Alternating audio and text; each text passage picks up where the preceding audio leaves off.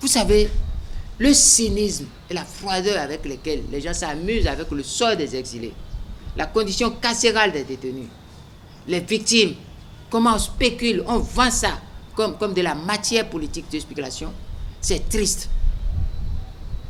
Il faut que les gens sortent de ce schéma. Les gens doivent sortir de ce schéma. Moi, mon discours sera un discours franc, direct. Ce n'est pas un discours vindicatif. Je ne suis contre personne. Mais je suis prêt que, lorsque nous voulons parler du peuple et de l'intérêt général, nous devons être francs sur les principes et les valeurs. Être constants. C'est cette constante qui va déstabiliser Talon. Parce que Talon, je vous le dis, ne peut faire aucun combat de principes et de valeurs. Il peut pas, il n'est pas apte pour faire les combats de principes et de valeurs. Il a une large inaptitude qu'il ne peut même pas combler. Même si on lui donnait 50 ans, il ne peut pas combler ce déficit. Parce que, regardez, vous voulez aller à une compétition électorale en 2026. Et ce qui vous intéresse, c'est de prendre les lois et de dire pourcentage de tel peut avoir. Mettons ça comme ça. Lui, il quitte là. Bon, quand lui, il a quitté là, pourcentage de tel, il peut avoir comme ça. Avançons à 20% dans la circonscription. Et pourcentage de tel, lui, il ne peut pas. Mettons 3/5. Et on attend. Là, ils attendent. C'est pas fini. Ils attendent. Parce que tout ce qu'ils veulent faire, ils n'ont pas encore fait. Ils n'ont encore rien fait. Parce qu'il y a un dossier qui est dans les mains de Vlavonou. Et que Vlavonou annonce. Et que les gens font semblant comme si... Quoi? Complète du système. La refonte complète du système. C'est là. Ça veut dire que les fondamentaux de la République vont changer. Dixit Vlavonou. C'est Vlavonou qui dit, c'est pas moi qui parle. Les fondamentaux de la République, des institutions, et le visage de la République va changer. Ça veut dire que nous ne serons plus dans ce système politique. Nous passerons d'un système actuel à un autre système. Mais par quelle personne? Des gens qui n'ont aucune légitimité, qui ne viennent d'aucune source légitime. Puisque tous ceux qui parlent, avant Blanc y compris, ils tirent leur légitimité de l'exclusion de 2019. Aucun d'eux n'a une légitimité. Et des gens illégitimes disent qu'ils font des lois et des règles pour les autres, c'est du faux. Il faut aller casser leur légitimité. Et c'est ça que les démocrates ne comprennent pas. En pensant que eux, démocrates, seuls, ils seront sauvés. Si les démocrates sont sauvés, tout le reste est sauvé. J'ai dit dans une publication, tout ce qui n'exclut pas les démocrates est inclusif. C'est une bêtise, c'est un piège. Parce que les démocrates oublient quelque chose. Je ne sais pas si c'est l'ancien président, vice-président des États-Unis sous... Non, c'est pas Clinton. Là, quelqu'un qui était avec Clinton. Al Gore. Merci beaucoup, M. Boudou. C'est lui qui disait, nous sommes tous sauvés ou nous coulons tous. Sur la question du climat et de la nature, soit nous nous sauvons tous, soit nous coulons tous. Il n'y a pas quelqu'un qui va vivre et l'autre va mourir. C'est ce que le groupe IAI ne comprend pas depuis le début. Depuis le début. Au moment où je disais, le 9 février 2019, tuons nos logos, tuons nos égos. J'ai dit, face à ce système, la seule issue pour nous, c'est de tuer nos logos, tuer nos égos. Nous devons les tuer. Et c'est d'actualité. C'est d'actualité. Regardez comment des gens secrètement ont négocié jusqu'à négocier FCBE. On leur a lâché FCBE, sachant pertinemment que ce n'est pas croquable. Excusez-moi un petit peu de choses là. On l'a empoisonné, ça on leur a donné. Mais ils feront quoi avec? Ils feront quoi avec des gens qui ont goûté déjà à la candidature marionnettiste, les candidats Humpé, les candidats Kowe, les candidats qui là? C'est qui encore? Les candidats à Gossa, les candidats qui encore? Djemba. C'est ça les candidatures crédibles en démocratie. Candidature crédible. Vous n'avez pas vu comment Talon il s'est amusé de ça et puis on dit il est élu avec 60 et quelques %. Malgré ça, là, il n'a pas eu 90% hein, ou 100%. Hein. Malgré ça, 60 et quelques. Non, mon cher ami, il n'y a rien là. Aucune perspective. La seule perspective, c'est ce que je suis en train de leur dire. C'est le peuple. C'est le peuple qui a la solution.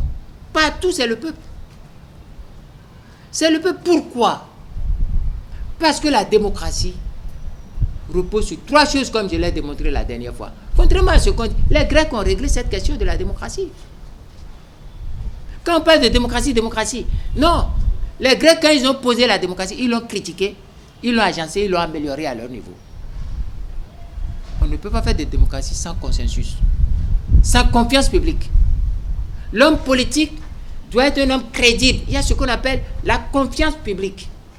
Si vous n'avez pas la confiance publique, on vous sort.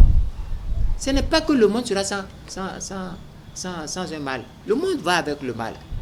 Mais lorsque vous êtes auteur d'un mal, on vous sort. Parce que le principe de la cité n'est pas le principe du mal, du vice. La cité ne peut pas se constituer sur du vice. Et personne ne peut laisser Patrice Talon faire ce qu'il est en train de faire. Personne ne peut laisser la rupture faire ce que la rupture est en train de faire. Prenez la Cour constitutionnelle. D'abord, sa composition est viciée. Sa composition est viciée. Comment une cour comprend en son sein, il y a un homme d'affaires qui gère le coton avec le chose là. Et il est dans la cour. Il a quelle liberté? On dit cour, on dit choses là. Des désordres comme ça. D'autres qui ont eu d'autres aventures avec ci, ça. D'autres qui ont fait ci. Et c'est ça qui va dire quelle constitution. Quelle constitution? Et tout le monde est là, on dit, quel peuple? Notre peuple. Écoutez, monsieur Amassé. J'ai eu la chance à Lyon de visiter sur près de 2-3 ans les archives coloniales. Ce qui a été dit sur le Dahomey, compris ici de l'océan jusqu'au Niger, jusqu'à Dosso. Le Dahomey d'avant, c'était jusque là-bas. Vous allez voir. Le colon même a dit, c'est un peuple de rebelles. On ne peut pas dire aujourd'hui que les Sénégalais sont... Non, nous sommes en avance sur les Sénégalais. Nous sommes très en avance sur les Sénégalais, du point de vue de l'histoire. Prenez n'importe quelle région de ce Dahomey, que malheureusement on a appelé, par ignorance, par jalousie, par régionalisme, par complexe ethno-régionaliste, on a baptisé Bénin. En oubliant que le nom Bénin, c'est le royaume du Bénin, Benin City. Dont le noyau, c'est le groupe Oyo, Yoruba, qui a soumis le groupe Fon en esclavage pendant 9 générations, s'il vous plaît. Et c'est le nom là, de ce royaume conquérant qui nous a battus pendant 9 générations, c'est ce nom que nous prenons. Au lieu de prendre le Dahomey, qui est un nom de symbole, mémoriel, de bravoure. Et on continue. Je sors un peu du cadre pour vous dire. On parle d'Amazon. On importe la statue de Bioguera à Cotonou. On va à l'océan. Je ne veux pas gâcher notre séance, sinon il y a d'autres occasions pour voir. Donc je reviens pour vous dire, le peuple, c'est le déterminant, c'est l'âme fatale. C'est pour ça que le leader, le stratège en chef, son problème, dès qu'il a ciblé le mal dictatorial, il va se plaindre à une seule entité, au peuple. Parce que la souveraineté appartient au peuple. Il faut aller vers le souverain et dire au souverain, voilà souverain, ce que les gens sont en train de faire. Et si vous avez le discours, la matière, la pertinence, la crédibilité pour parler au peuple souverain, le peuple souverain se lève et se met derrière vous. Et c'est ce peuple-là que vous jetez comme bouclier sur le dictateur. Il fuit, Blaise Compaoré. Il va fuir, Blaise Compaoré. Souvenez-vous du 4 mai 2015. Quand ça a commencé, quand j'avais fait les bien préparé, le dictateur Yahi Boni a reculé. Il a eu la complicité de certains hommes politiques qui étaient contre moi, qui étaient jaloux de me voir lui prendre le pouvoir. Parce que je disais à 9h du matin, quand la résistance chez moi a commencé à 6h15, à 9h, ma première déclaration, j'ai dit, le soir, je lui prends le pouvoir. J'étais en mesure de le faire. c'est le peuple. Ce peuple était capable de se dresser partout. Ça se prépare. Ce n'est pas les abeilles de Clibor, mon cher ami. Non. Ce n'est pas les chasseurs de Tchaourou. Non. Ce n'est pas le coup de poing à marcher dans ton pas. Non. Ce n'est pas ça. Le leader ne ferme pas de poing. Vous ne verrez jamais le leader fermer de poing, on va l'arrêter, on va le tuer. C'est le peuple. Une fois que le peuple est bien organisé, ce peuple comprend. Et dès que l'injustice franchit, ce n'est pas le leader qui dit, c'est le peuple. Les Sonko et autres là. C'est le peuple. Ce qui nous a manqué, c'est ça. Entre le 4 mai 2015 oui. et la date du 27 mars 2024, oui. il y a le 2 mai 2019. Oui. Il y a eu l'élection présidentielle de 2021. Il y a des morts. Ouais. Comment faire pour enlever la peur au peuple béninois, puisque c'est un peu ce qui retient par ailleurs le peuple à être, disons, ce bouclier, à être envoyé, comme on dit, vers le mal. Non, mon cher ami, je vais vous dire quelque chose qui va vous étonner. Ce qui est marrant, c'est que ces gens qui ne sont pas formés. Les gens n'ont aucune formation de comment on prend le pouvoir, on déstabilise une puissance publique, on prend le pouvoir. Ils sont des jouisseurs, ils ont été des jouisseurs du pouvoir. Ils n'ont jamais fait le combat pour prendre le pouvoir. Vous savez, ce qui s'est passé les premiers 2 mai 2019, je ne sais pas si je vais le dire, ce n'est pas bon. On ne conduit pas un peu par hasard. Je vous ai parlé de Tiananmen. C'est à peu près une réplique en miniature de Tiananmen. Le leader ne conduit pas le peuple à l'abattoir. Le bon berger ne conduit pas le troupeau vers les meutes du loup. Ça ne se fait pas. Je vais vous dire quelque chose. Vous pouvez l'écrire. Moi, j'ai été piégé ces premiers 2 mai. Je ne savais pas ce qui allait se passer. Si je vous disais ce qui s'est passé, vous tomberez des nues. Je me suis retrouvé comme ça au domicile de Yahi Boni. Parce que j'ai fait des complexes, j'ai baissé ma garde sur des ressentiments, des concessions morales rapides, j'ai baissé ma garde. Ma chance, c'est que j'ai été ministre de la Défense. Et que sur le terrain, immédiatement, avec mes réflexes de prudence, j'ai demandé à mes hommes de me vérifier les dispositifs. Et j'ai eu des informations. Nous étions tombés dans un traquenard. Et ceux qui ont fait ça, je connais, je ne veux pas dire leur nom. Si je dis aujourd'hui, quand vous allez quitter cette émission, c'est ça seul qui sera publié. On ne publiera plus le reste. Mais j'ai quitté là-bas en prenant le sens interdit. Et j'ai été obligé de faire venir 11 de mes hommes, les plus caïds de Cotonou. Les vrais caïds, les vrais hommes de Cotonou, les vrais garçons de Cotonou. C'est 11 qui sont venus m'encadrer pour que je sorte de là. Donc, les premiers 2 mai, les coups de poing au marché dans ton coin. Mais écoutez, c'est ça qui va faire tomber un dictateur. Le 4 mai 2015, vous m'avez vu faire un seul coup de poing. Vous m'avez vu moi? Qu'est-ce que quelqu'un m'a même vu? Personne ne pouvait me voir. J'étais en lieu sûr. Je donnais des ordres. C'est un chef, ça. Mais, attends quoi? Vous avez vu Yahi Boni fermer des poings? Vous avez vu Papa Soglo dedans? Vous avez vu personne, madame, vous avez... Mais on n'expose pas le leader, parce que le jour où le leader tombe, la lutte est finie. Comment on enlève la peur au peuple béninois? La peur, le peuple béninois n'a pas peur. C'est les dirigeants corrompus qui ont peur de ce qu'ils ont fait. Est-ce que moi j'ai peur? C'était bon jusqu'à dire, mais écoutez, Azanaï, mais pourquoi on ne l'arrête pas? Nous sommes en pleine lutte. Et ceux avec qui je suis dit, mais il faut qu'on l'arrête. Je peux combattre avec ces personnes? Monsieur Awansé, si je vous disais ce qui s'est passé pour que je me mette aux côtés de ces personnes pour la lutte, vous allez dire non. Appelez Mitokwe. C'est lui qui m'a supplié pour me dire que Madame Soglo Père son âme me demande pardon de venir faire le dernier combat, le combat ultime avec elle. Demandez à Mitokwe, il est vivant. J'ai refusé tout le monde, mais j'ai succombé, j'ai baissé ma garde morale. C'est ça qui me coûte des difficultés aujourd'hui. Notre peuple est un bon peuple qui est au top. Je teste toujours ce peuple. Vous allez voir ces derniers temps, je suis au volant moi-même. Je baisse la vitre, je suis au volant, je dépose mon petit-fils dans sa garderie, je circule, je descends, je teste des choses. Nous avons un très bon peuple, rebelle partout, les Sakwe, les Nago, les Woli. Nous avons un héros Woli qui a oublié, qui a été tué, sa tête déportée en Mauritanie.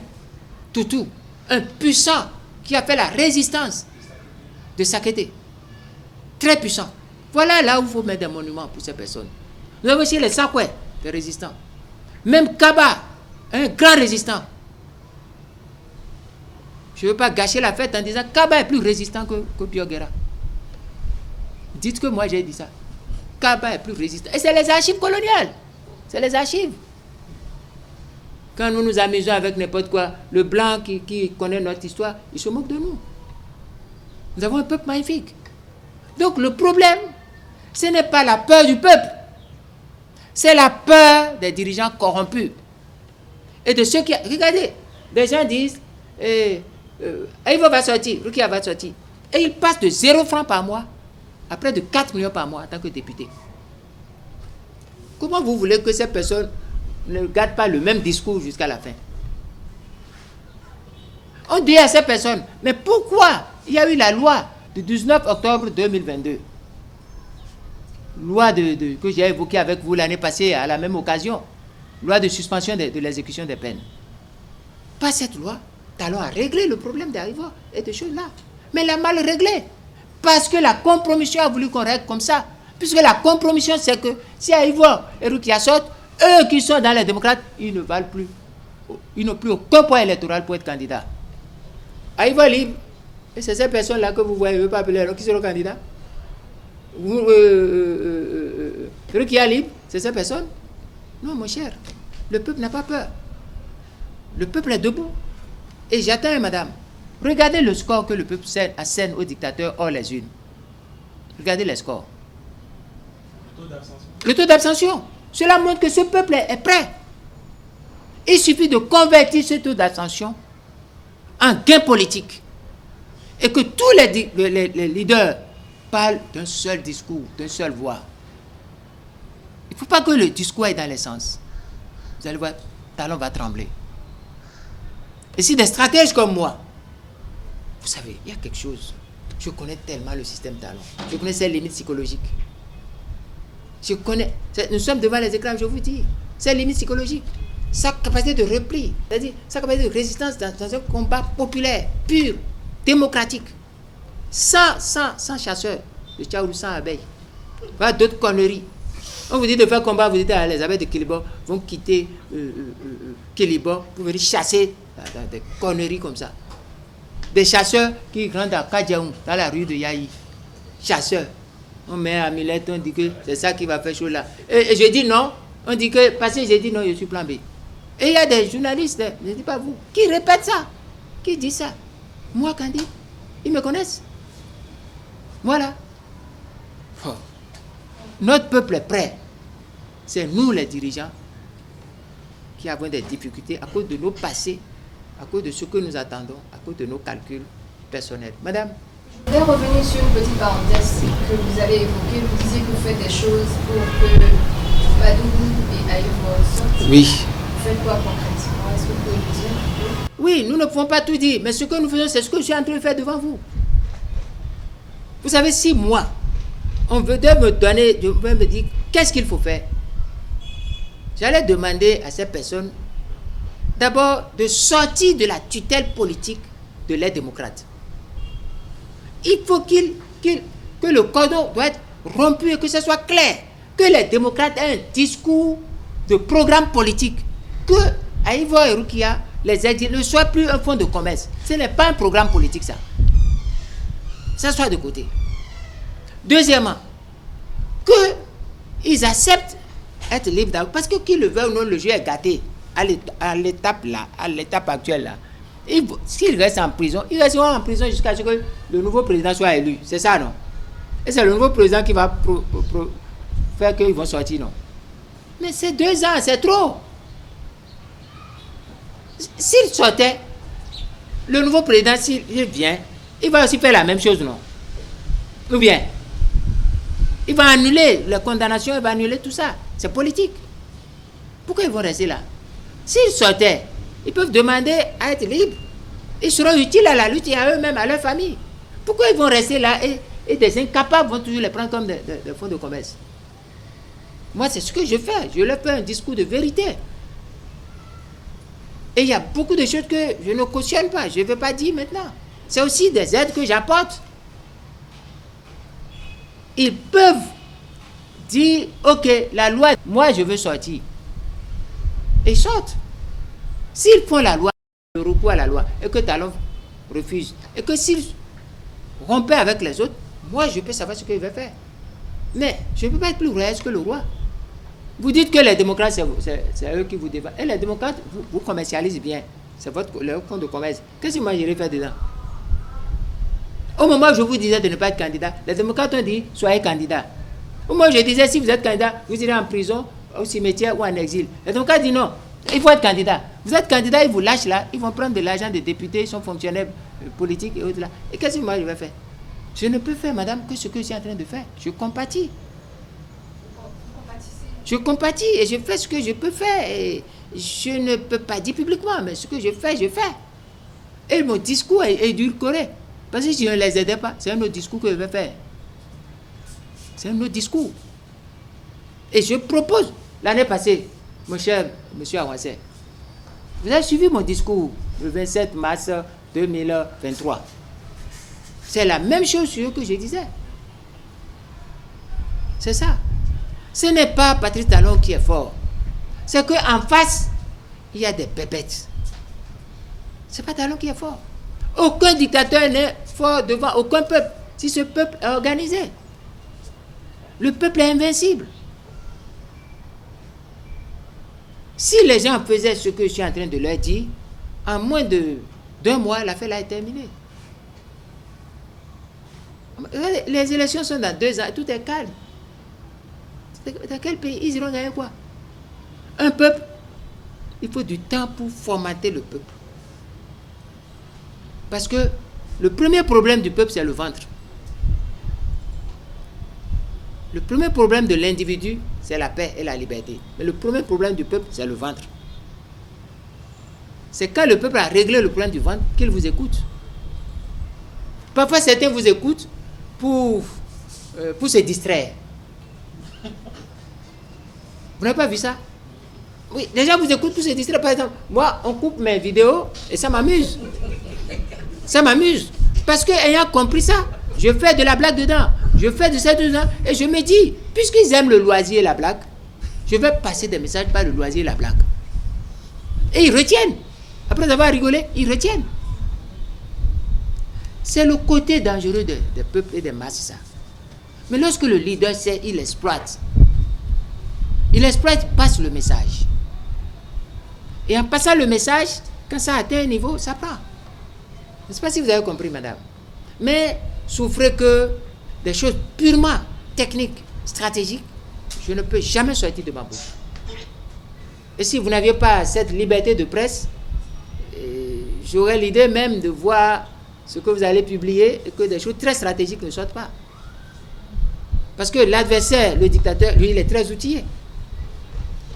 Il est très outillé.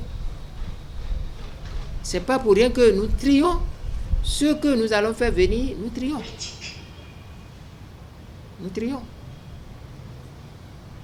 Et malgré ça, nous faisons notre propre communication pour couvrir un peu ce qu'il peut y avoir.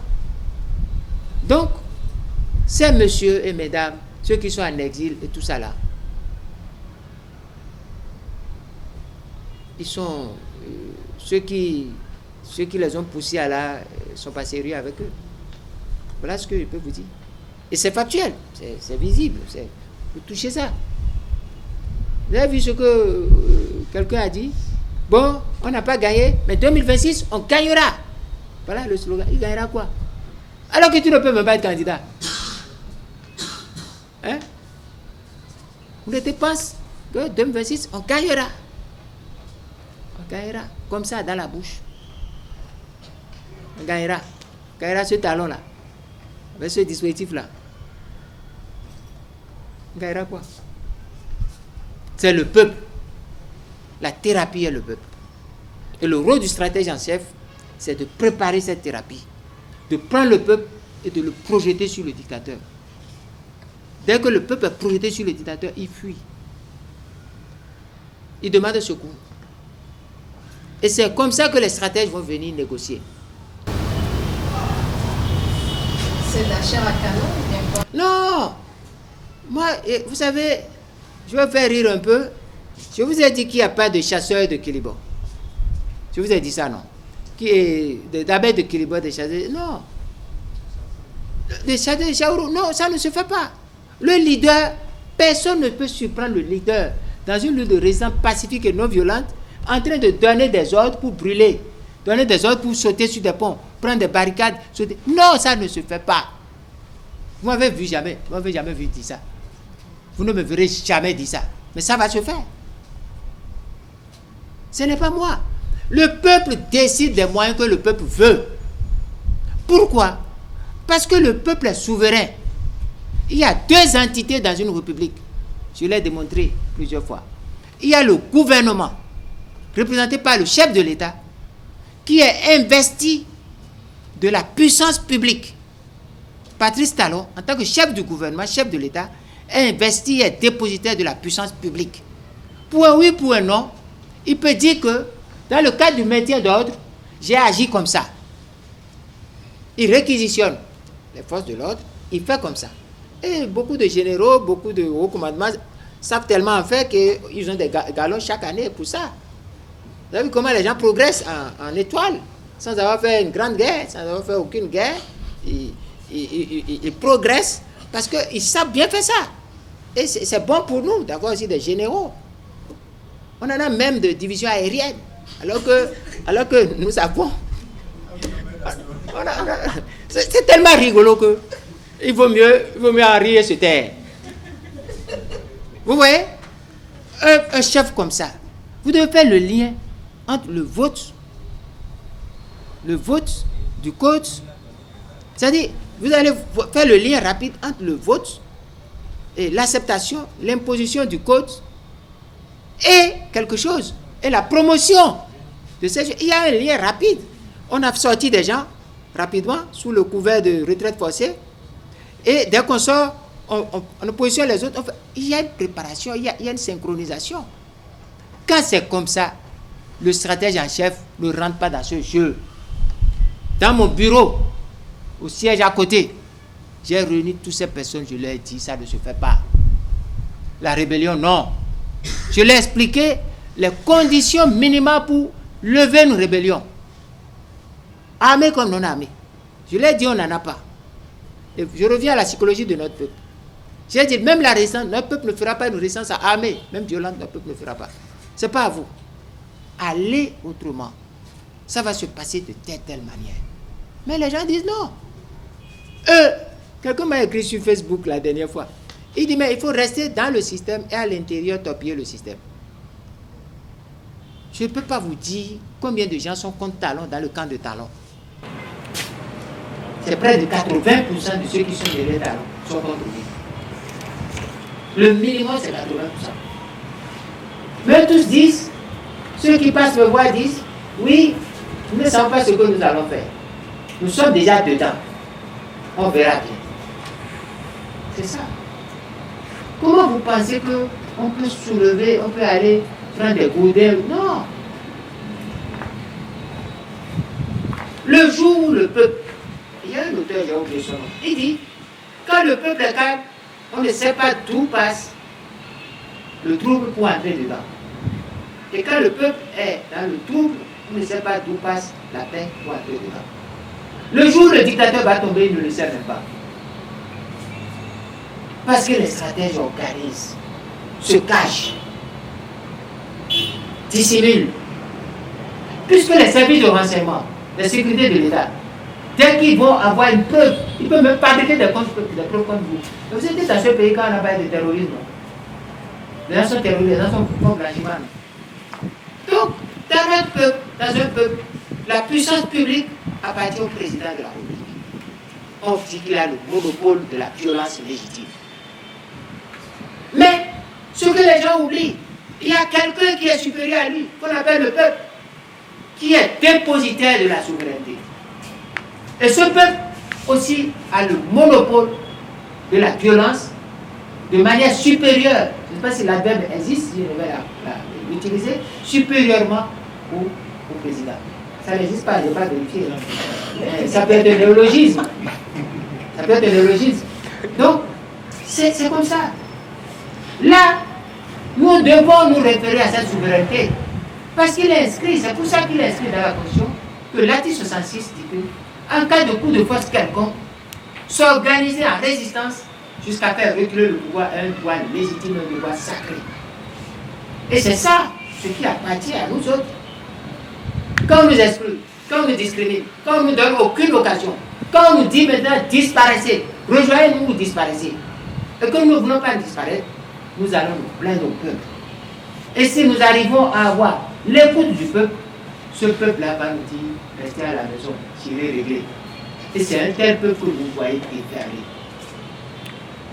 Et quand le peuple est en face du leader, puisque le peuple doit parler, et que le peuple ne peut parler que comme ça, quand il est en face du dictateur et qu'il y a nécessité de faire un règlement, on demande au peuple de vouloir régler, le peuple se tourne vers les leaders qui sont cachés. Et c'est comme ça que les leaders viennent. Le leader ne se met pas devant. Là, n'a pas le droit de fermer le coup de poing au marché. C'est risqué, c'est irréfléchi. Je ne sais pas si vous comprenez. Le chemin reste long. Tout, rien n'est perdu encore.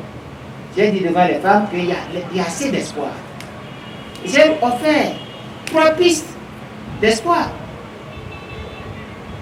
Si vous suivez ma déclaration du jeudi passé, il y a 3 pistes d'espoir. Mais je ne voulais pas aller dans les détails. Si les détails, c'est sensible. Mais je vous dis quelque chose, pour vous rassurer. Le 4 mai 2015, mon cher ami, personne ne m'a vu. Mais on a vu quelle discipline, quelle organisation. Par ailleurs, les rues, la prise de tour, eux, on était prêts. Moi, j'étais prêt à découdre.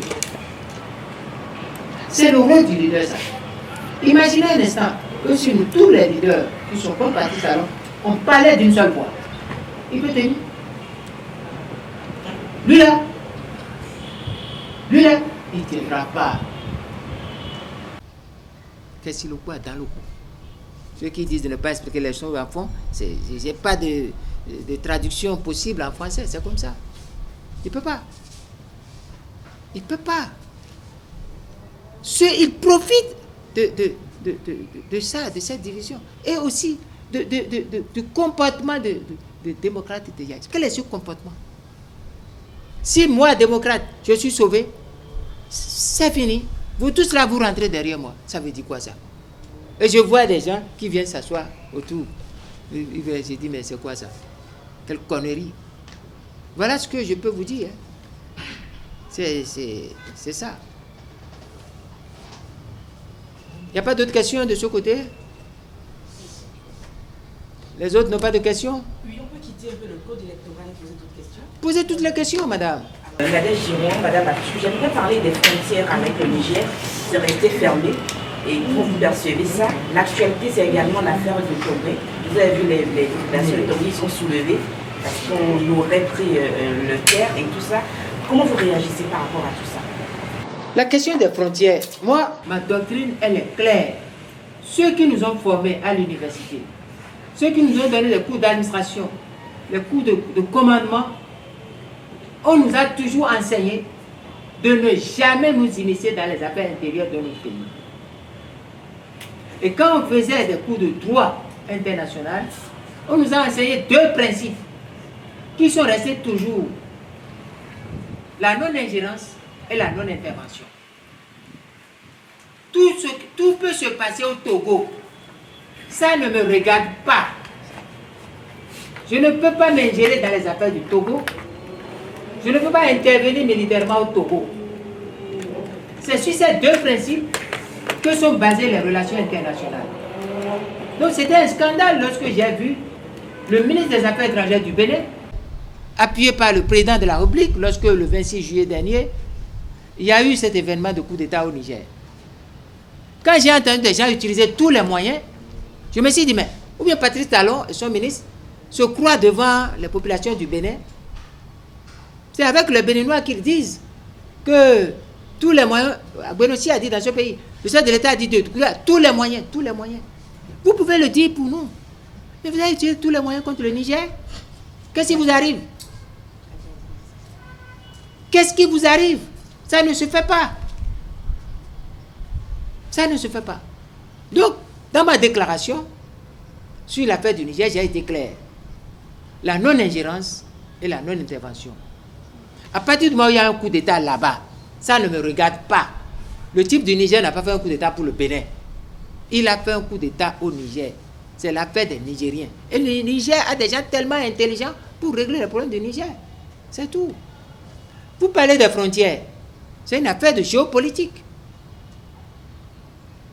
Ce que moi j'ai observé, d'autres disent qu'ils vont envahir le Niger militairement pour régler un problème.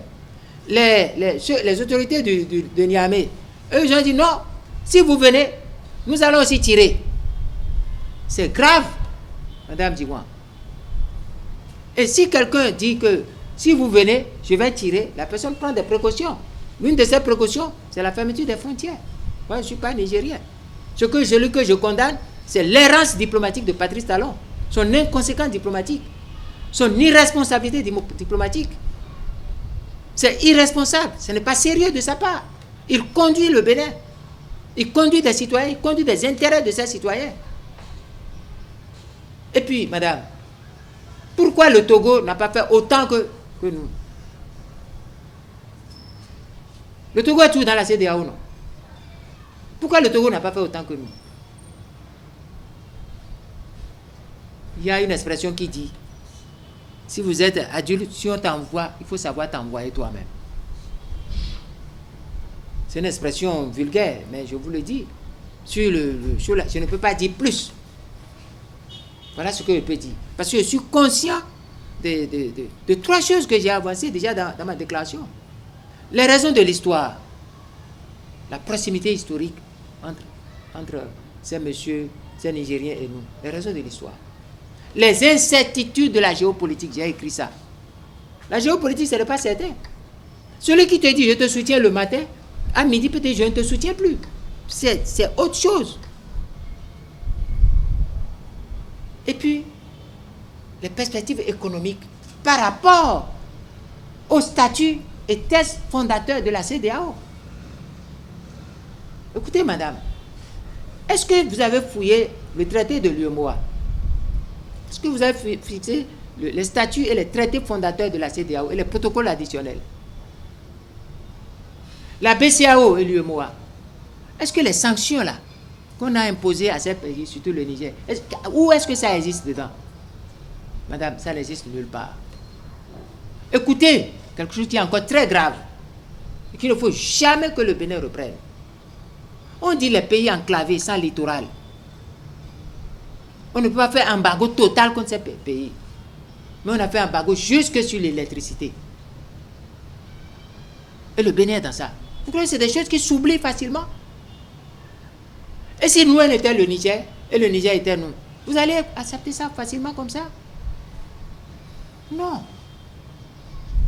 Aujourd'hui, maintenant, avec l'évolution, par rapport à la CEDEAO, tout, qu'est-ce que vous regardez? Ne voyez-vous pas que c'est les mêmes CEDEAO qui commencent par dire, bon, venez les frères, on va parler, on enlève les sanctions, maintenant on va parler. Mais qui peut? Il y a le temps d'accommodation, de latence. Les choses ne peuvent pas se faire rapidement comme ça. Vous et moi, madame, nous allons prier, nous allons chercher qu'il y ait un dénouement pacifique dans l'intérêt de tout le monde. Vous et moi, nous n'allons pas mettre l'huile sur le feu. Mais vous et moi, nous devons savoir où ne pas immiscer nos petites bouches dans cette affaire. Donc, je pense que le peuple nigérien et le peuple béninois sont des peuples frères. Je pense que la contradiction est au niveau des dirigeants. Je pense que les dirigeants ne finiront pas s'entendre, ou lorsque des dirigeants vont changer, ils ne finiront pas s'entendre. Si Talon quitte le pouvoir aujourd'hui, quelqu'un d'autre vient, il va parler avec les autres. Ou si les autres quittent le pouvoir et quelqu'un d'autre vient, il pourra parler avec Talon. lequel il faut souhaiter. Il faut souhaiter ce qui est dans l'intérêt de nos peuples. Voilà pour votre question sur ça là. L'autre question sur Togouin. Mais écoutez, madame, ceux qui disent que Patrice Talon a travaillé, je l'ai dit le 21, ne comprennent rien de l'histoire. Prenez l'Argentine, j'ai donné. Prenez même le Ghana, j'ai donné. Et il y a la Côte d'Ivoire qui va vivre ça. Lorsqu'on dit, on enlève les populations d'un endroit, qu'est-ce qu'on veut faire à cet endroit? On dit, on reprend l'endroit, on donne ça aux étrangers qui vont moderniser et rester là. C'est tout. Ce n'est pas qu'on a découvert du pétrole. On vous a dit qu'il y a du pétrole à Togouin? Madame, vous avez appris ça? Mais pourquoi on exproprie? On veut un cadre parasitiaque. Et par rapport à ça, on dit les autres quittent. Non. Dans les pays qui se respectent, on peut faire la même chose en négociant avec la population. Qu'est-ce qu'on fait? Qu'est-ce que nous allons préconiser? C'est que les populations deviennent coopérateurs, partenaires dans tous les projets nouveaux. Et leurs terres, au lieu qu'on les renvoie de là, leurs terres sont transformées en actifs qui rentrent dans le capital de ce grand projet d'urbanisme et de modernisation. Les populations sont actionnaires par ça.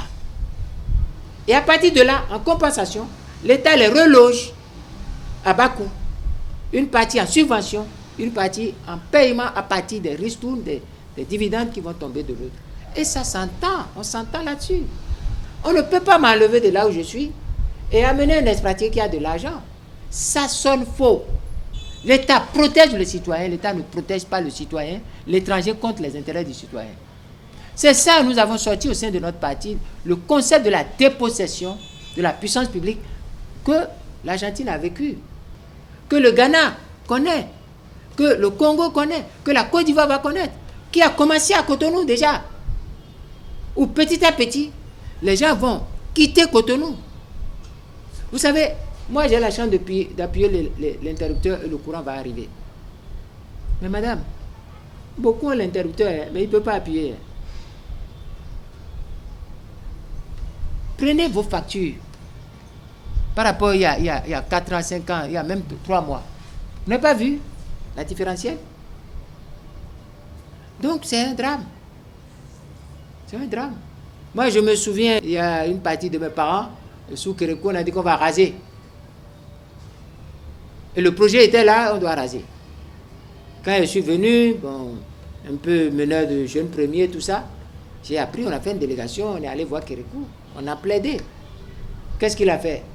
Il a envoyé des gens, paix à son âme, le ministre Akobi, et puis Sourou Atim ou quelque chose comme ça.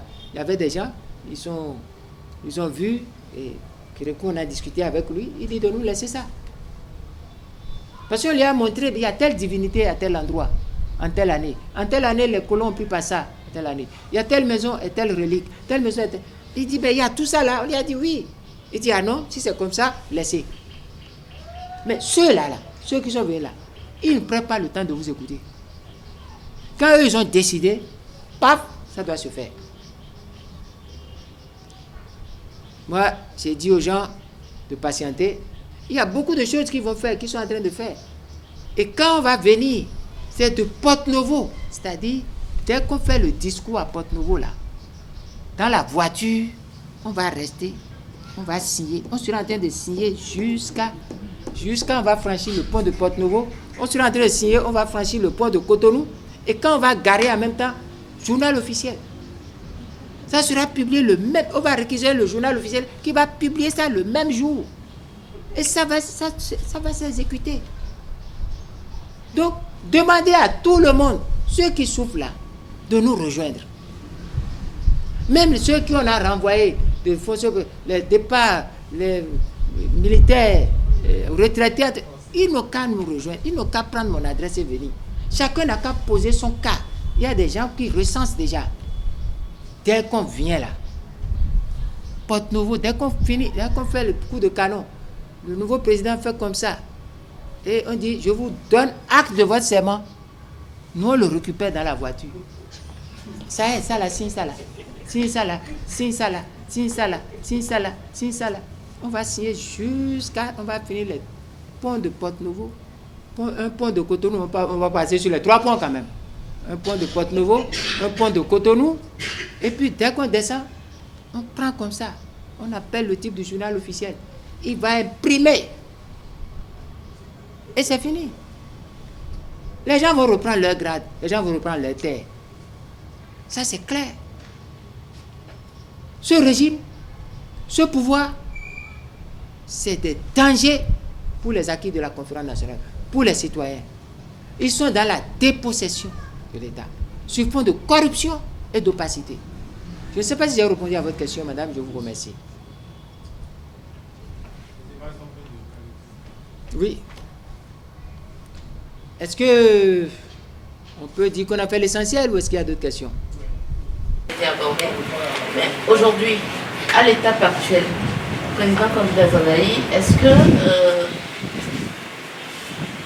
vous demandez que les gens vous rejoignent pour porter un candidat pour 2026 ou quelle est la stratégie? Non, c'est une question. Sinon, quelle est la stratégie pour que le peuple gagne en 2026? Nous avons répondu à cette question, mais par considération pour vous, je vous dis, et je rectifie, je n'ai jamais dit que les gens me rejoignent. Je suis comme ça. Moi, ma stratégie est de nous mettre ensemble et de ne jamais nous hiérarchiser. Parce que la hiérarchisation pose un problème dans le contexte actuel. Nous n'avons pas les mêmes principes moraux, nous n'avons pas les mêmes valeurs morales. Donc, le danger, c'est de nous hiérarchiser. Si je me mettais derrière quelqu'un qui n'a pas le niveau moral, le niveau des principes que moi, il peut aller me vendre et vendre le peuple et revenir dire, bon, j'ai signé. Oui. C'est pour ça que dans la stratégie de se mettre pour un combat, on dit, on nous demande de nous mettre ensemble et non de nous hiérarchiser. Je ne sais pas quel auteur a dit ça, mais c'est ce qu'on nous enseigne ça. Nous mettre ensemble, c'est quoi? C'est de nous entendre sur une plateforme, sur un minimum.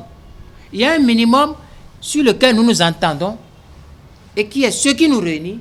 Il y a des spécifiques que chacun continue de faire. Moi, je continue de défendre Restaurer l'espoir. Il continue de défendre les démocrates. PCB continue de défendre PCB. Mais il y a un minimum commun qui est ce qui nous réunit en tant que résistants ou en tant que coalition face à l'adversaire. Ce n'est pas que quelqu'un rejoint quelqu'un. Nous nous rejoignons. C'est pourquoi j'ai dit, tuons nos égos, tuons nos logos.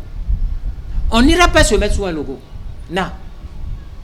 Même UP, Ngoumbédi a même refusé de se mettre sous le logo UP. Et Talon a accepté. Les gens du pouvoir, pas Talon, les gens de l'UP ont accepté. Ils ont mis UP le renouveau. Au nom de quoi nous ne pouvons pas tuer nos égos et nos logos? C'est la première question, ça. La deuxième question, ce n'est pas... Moi, je ne parle pas de candidat. Parce que voilà encore une bêtise qui divise les gens. La notion de candidature est une notion qui vient après la notion de se mettre ensemble. Et en se mettant ensemble, c'est le meilleur d'entre nous que nous prenons et qu'on appelle l'homme de la situation. Il y a un exemple clair qui est au Sénégal. Le jeune Bassirou, il n'est pas le plus capé derrière Sonko. Hein. Derrière Sonko, il y a 5 vice-présidents. Mais pourquoi on a pris le jeune? Parce qu'il y a la notion de l'homme de la situation. C'est des autres critères. Ici, au Bénin, le PASTEF n'allait jamais gagner. Parce que le jour où on va dire que ce n'est plus Sonko, il va dire, ce n'est pas moi, c'est fini. C'est vrai. Mais je vous dis, madame, je nous connais. J'ai fait près de 45 ans avec les hommes politiques ici. Mais dans ce cas, c'est qu'il n'y a pas d'espoir finalement. Il y a espoir, madame. J'ai expliqué l'espoir. J'ai expliqué tout. Oui. Oui, j'ai expliqué. Il y a tellement d'espoir. Parce que même des gens comme moi, ça existe nombreux dedans. C'est fort de cela, je dis, mais ce monsieur-là, s'il n'a qu'à prier, Talon n'a qu'à prier. Si le déclic, si les pièces détachées qu'on est en train de construire à gauche, à droite, si jamais il a la malchance et puis on fait l'agencement, là, on fait le montage, voilà. Je ne suis pas Yoruba, mais je suis obligé de dire voilà. C'est fini pour lui. Parce qu'il faut des thèmes que les jeunes vont multiplier et utiliser rapidement. Parce que ces thèmes-là, on l'utilise pour que ça passe. Si jamais le montage réussit, il est fini. Il y a cet espoir-là, madame.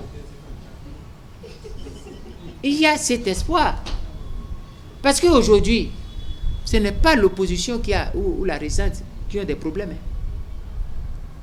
Il a plus de problèmes que nous. Oh! C'est-à-dire, si aujourd'hui, là, on dit problème, c'est dans son gouvernement et autour de lui qu'on écrit le mot problème. Nous on n'est pas à ce niveau. Nous, on connaît déjà notre problème. Et on va tout faire pour réussir. On va livrer ceux qui font de la compromission. On va décourager les démocrates et Yahya Boni de continuer ce qu'ils sont en train de faire. On va les décourager. Ils doivent retourner vers le chemin des valeurs, des principes et autres là. Ils doivent sortir des petits calculs, des petits jeux de choses là. Ils doivent sortir de ça. Sinon, nous allons couler tous ensemble. Or, personne n'a intérêt à ce que tout le monde coule. Avec ce peuple qui est très émotif quand il s'agit... Un peuple, madame, je dois vous dire, un peuple qui n'a rien à faire a au moins le spectacle et sourit. Yahya Boni fait rire, ça s'arrête là. Ça s'arrête là. En dehors de faire rire là, ça s'arrête là. Tout le monde le connaît, non? C'est parce que Patrice Talon est mauvais que Yahya est devenu bon. On connaît le passé de Yahya et on connaît tout ce que Yahya fait. Le scandale dernier des démocrates là, c'est l'introduction, je l'ai dit tout à l'heure, de cette modification de Noureni Tchadé, qui montre que ils sont tombés dans le panneau. Madame, il y a d'espoir. Et puis, vous êtes dans un endroit où on parle de restaurer l'espoir. Et on parle de résistance. C'est ça, madame. Voilà. Je remercie tout le monde, tous ceux qui sont présents, même ceux qui sont un peu en retard. Je remercie tout le monde. Je suis sûr que les gens étaient sur d'autres fronts de lutte, comme on le dit généralement. Vous savez, j'ai été heureux de partager cet instant avec vous. J'ai été heureux d'autant plus que, pour une première fois depuis près de 10 ans comme ça, j'ai fait un entretien sans une introduction liminaire écrite. Parce que je me suis dit que souvent quand j'écris, le côté enseignant, le côté de détail fait que c'est un peu long et parfois certains m'en font un peu la taquinerie. Mais je vous ai posé le cadre qui est, nous remémorer ce jour du 27 mars 2017 où j'ai pris une décision dans un contexte où le débat était celui de la révision en procédure d'urgence de la Constitution et celui qui touchait à l'avenir de notre pays. Et devant cet événement très difficile pour notre peuple, j'ai eu à échanger et à écouter le président Patrice Talon et j'ai vu que les mots qu'il utilisait, les expressions qui sortaient de lui étaient totalement aux antipodes des exigences lorsque la question est une question de la Constitution, une question de l'avenir du pays, une question qui touche à nous tous. Et je lui ai dit que je ne pouvais plus continuer avec lui parce que, à partir de ce constat, nos chemins désormais divergent. Lui, en tant que président, ce n'est pas à lui de se déporter. Lui, il continue comme bon lui semble. Moi, en tant que partenaire politique, le partenariat est rompu. Et j'ai quitté. Et 7 ans après, je vois que j'ai posé un acte très magnifique. Parce que c'est d'actualité. Et cette actualité m'a amené à questionner les derniers développements de l'actualité à travers le code qui a été imposé par des artifices de parlementaires. Et j'ai remarqué dans ce code-là qu'il n'y avait aucune possibilité d'une alternance par voie électorale en 2026. Et si tel est le cas, j'ai vu des éléments qui ne sont pas simplement des obstacles, mais qui sont des actes de discrimination, des actes de disqualification, avant que des actes d'exclusion totale. Et en interrogeant ce qu'est la démocratie, en interrogeant ce qu'est l'état de droit, en revisitant les acquis de la conférence nationale, et surtout le préambule et le rapport de la conférence nationale, qui a dit plus jamais ça, je me suis dit non, il faut prendre ce 27 mars 2024 à témoin, revisiter la question et alerter une fois le peuple pour dire aucune alternance n'est possible. Il y a des lueurs d'espoir, c'est ce que j'ai exploré avec vos questions. Monsieur et madame les journalistes qui ont posé des questions, je les remercie. Ça m'a permis de décortiquer certaines choses et de montrer aussi certaines supercheries. En conclusion, Et nous sommes venus au constat que l'alternance n'était pas possible par voie électorale. Il faut aller se plaindre au peuple. Et la souveraineté appartenant au peuple, le peuple trouvera les moyens pour préserver sa souveraineté et permettre à tout notre peuple, à la République et aux citoyens, de renouer avec l'image naguère d'un Bénin démocratique, pacifique et réconcilié. Et toute ma solidarité aux personnalités qui vivent les affres de la prison, de l'exil et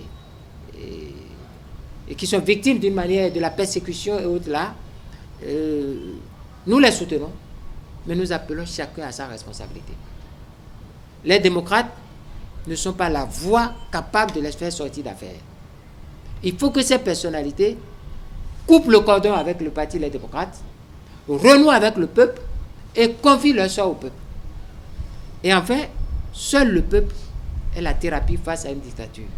Encore une fois, je vous remercie de votre attention. Je vous remercie infiniment et Dieu nous garde. Merci beaucoup.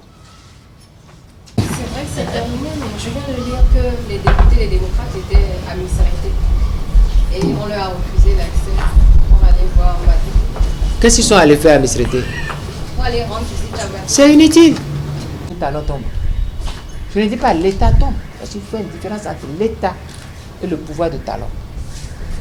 Mais ça a quand même un soutien à l'endroit de Madou. Vous disiez que les démocrates ne veulent pas qu'elle sorte. Bon, En quoi aller là-bas est un soutien? En quoi c'est un soutien? C'est du folklore, c'est de l'émotif, ce n'est pas du productif.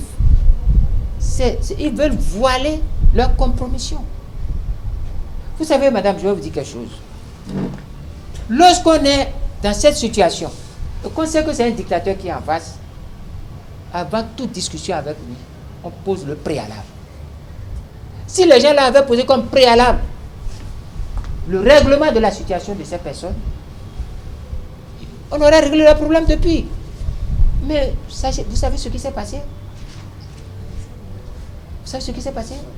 Ces personnes, Yahi Boni et Soglo, sont allés plusieurs fois chez Talon. Et ils sont sortis pour dire, ils ont plaidé le cas. Yahi Boni a joué, aller même jusqu'à dire, vous avez suivi dans ce pays, qu'il a remis une liste. Vous avez vu ça dans ce pays? Yahi Boni a sorti, il a dit, nous croyons à la bonne foi, à la bienveillance. Merci madame. À la bienveillance. C'est ça. Et ils vont aux élections sans ces personnes. Ils vont faire des lois sans ces personnes. Ils participent. Ils participent au vote d'une loi. Ils viennent dire que la procédure est clandestine. Alors qu'ils ont déposé une loi clandestine que les autres ont acceptée. Et après, comme ils ont honte, ils n'ont plus rien à faire. Le jour où ils vont se battre pour dire que la condamnation au motif de terrorisme de Rukia n'est pas juste, c'est le jour-là que je vais le voir. Et s'ils disaient, là où ils sont là, ils ne sont pas allés voir un prisonnier politique. Ils sont allés voir un homme politique en prison. C'est ça ce qui me pose à ces personnes. En discutant avec Talon, ils ne sont jamais arrivés à faire accepter, à faire imposer, à faire exiger de Talon que ces personnes sont des prisonniers politiques. Mais ils sont tombés d'accord que c'est des hommes politiques en prison. Ça n'a pas le même sens.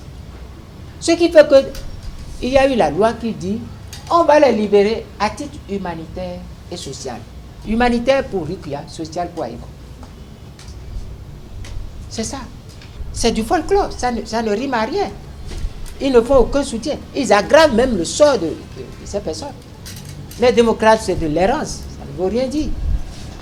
Je ne sais pas si vous comprenez. Parce que ça me fait tellement mal que si je veux continuer, je vais déplaire à moi-même. Je m'arrête là.